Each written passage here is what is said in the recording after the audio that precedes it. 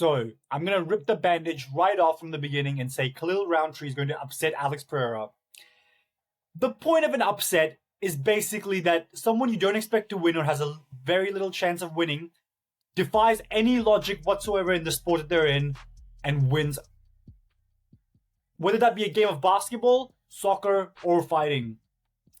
Obviously, if you're breaking down the skills between Alex Periera and Khalil Roundtree, you can clearly see that Alex Periera is the better striker of the two. Khalil Roundtree is good himself, don't get me wrong. But there's a difference between being a good MMA striker and a kickboxing world champion like Alex Periera is. Before he got into the UFC, he was a 2-division Glory kickboxing world champion. He has the more power of the two. Khalil's got some power, he's got some finishes recently, but the level of competition is significantly different. Alex Periera is knocking out Hill, Yuri, Adesanya, Strickland. Khalil's knocking out Anthony Smith, Chris Dawkins. You know what I mean? Very, very different levels of power between the two.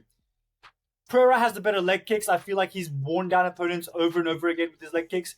I feel like he has a better cardio. We saw last year when he was in Salt Lake City, he fought Jan Blachowicz. And at the end of that fight, Jan Blachowicz was completely exhausted. He was completely gassed. He was sitting on his butt, knees up, gassed out of his mind. Periera still looked good, was fighting the hands, fighting the back take that Jan had on him. Got back to his feet a few times. Yeah, and just overall was also able to out-damage Jan Blachowicz on the feet. In Salt Lake City, which is where this fight is taking place. He has the better wrestling, good wrestling defense. We saw it against Adesanya, Blachowicz to some degree. And himself offensively, I think he took down Adesanya once himself. So far, there shouldn't be any debate on who is the better fighter between the two. Periera also has an underrated chin. I feel like he got sparked by Israel Adesanya one time. But other than that, he hasn't even...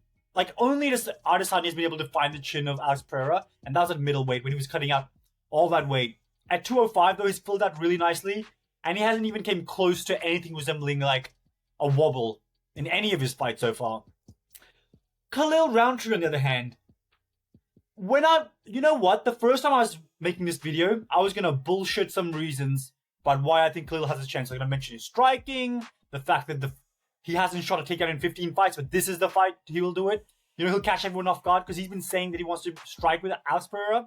And when stuff like that happens, usually the fighter shoots a takedown. You know what I mean? They throw the opponent off, shoot a takedown, change up their game plan. Catch him off surprise, I guess. Catch him by surprise. But realistically, I'm thinking about it. I don't see him shooting a takedown.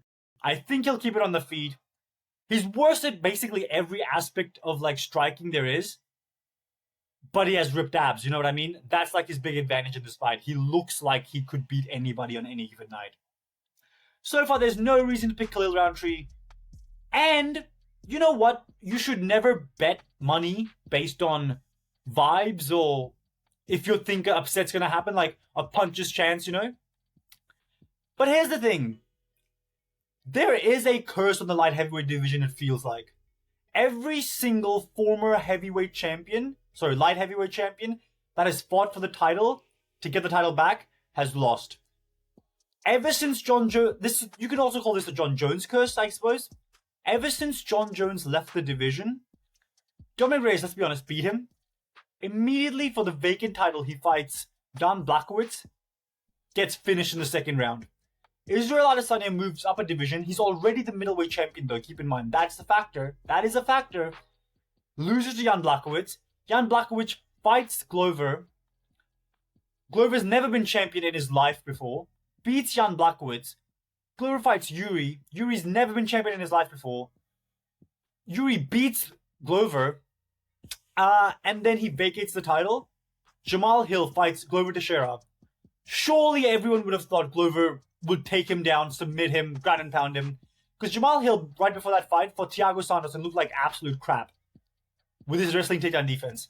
But against Glover Teixeira, he stuffs almost every takedown. If he gets taken down, gets to his feet right away and just pieces of Glover over the 5 rounds and sends him into retirement.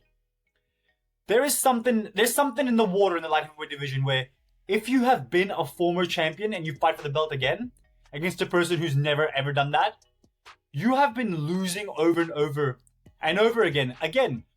Then Periera, Yuri for the vacant title. Yuri Prohaska, former champion, finished in the second round. Jamal Hill, former champion, finished in the first round. Yuri, rematch, finished in the second round. There seems to be a trend.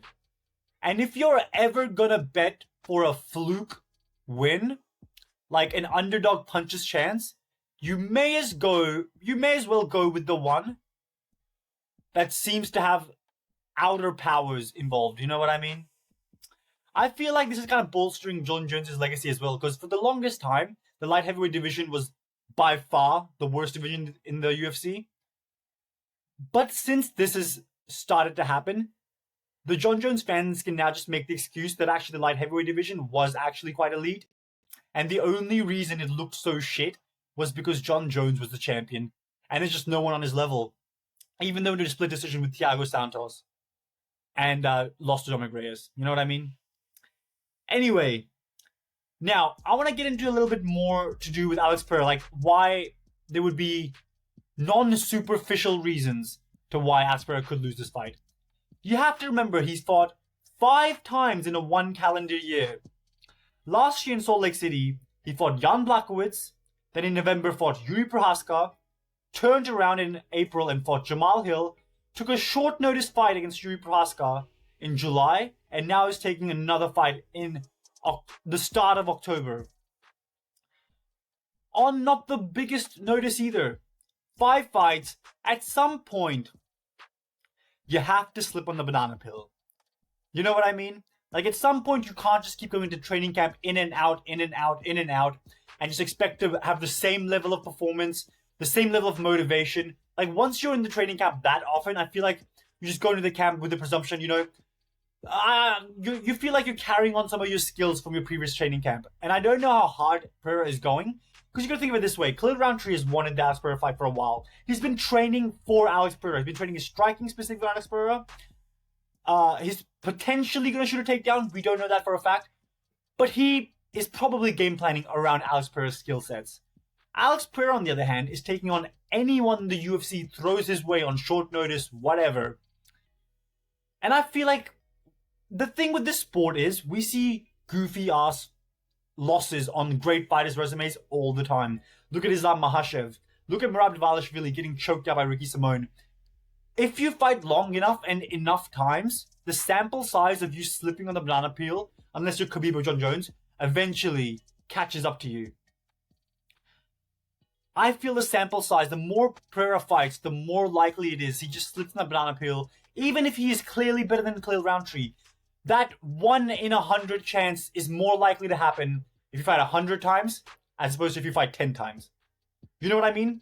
You have better odds of losing to a lesser opponent if you fight a lesser opponent 10 times, as opposed to if you fight a lesser opponent 3 times. Just simple maths I'm breaking down for you guys. I feel like the training camp season now too often. The fact that it's in Salt Lake City, one of the goofiest cities to have fights in, because it feels like no matter how good you are, there's always that external factor of the city's altitude weighing you down. Which gets me to my next point.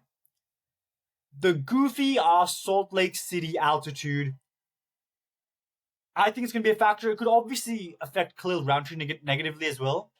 But we don't know how he's been preparing for this fight. I'm not sure if Pereira's training in altitude for this fight. But Khalil Roundtree might be. And I feel like this could be one of those fights where Pereira looks so off.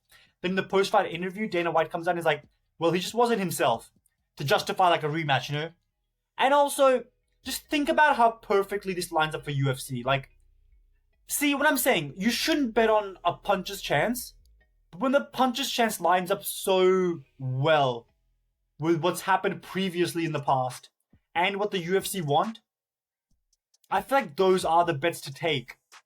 I'm not suggesting anyone bet on this, but look at the juiced up odds. I have a 2-leg parlay, Khalil Roundtree and Kayla Harrison. $50, only $50, and the payout is $280. The odds are so juicy right now, plus the stuff that I said, that I feel like if you are to bet on a puncher's chance, this is the fight to do it. And this fucks with Ankalaev, because you know for a fact Pereira's going to get an immediate title shot. Like, immediately. He doesn't need to win any fights. He'll get an immediate rematch against Khalil Roundtree, probably early next year. Also, stylistically, Khalil hits hard. Not as hard as Periera, but he does hit hard. Enough to the point where, like, if Periera slips up and gets caught at the right angle, he will go down. Like, he can go down. And I feel like for those reasons, Khalil Roundtree is going to fluke his way to being the light heavyweight champion of the world. And that's all. Like, share, and subscribe. I'm on 12 subscribers right now. Let's give me to 15. This video could probably hurt my reputation a lot just because it's so vibe-based. I don't usually do this. But I feel like the odds were too good. And I didn't want to put money on something and then pick Periera to win. So it's like a win-win for me. If I'm going to put money on something, on this fight, I'm not putting on Periera. The odds are too shit. And I feel like there is that, the chance of Khalil winning is greater than the odds make it seem. And Khalil Roundtree, I feel like the odds are just so juicy. Just a $50 bet is going to pay you out for $280. If you want to follow this advice, it's up to you, but I've given you my reasons. Like, share, subscribe. 12 subscribers. Give me the 15. Ciao.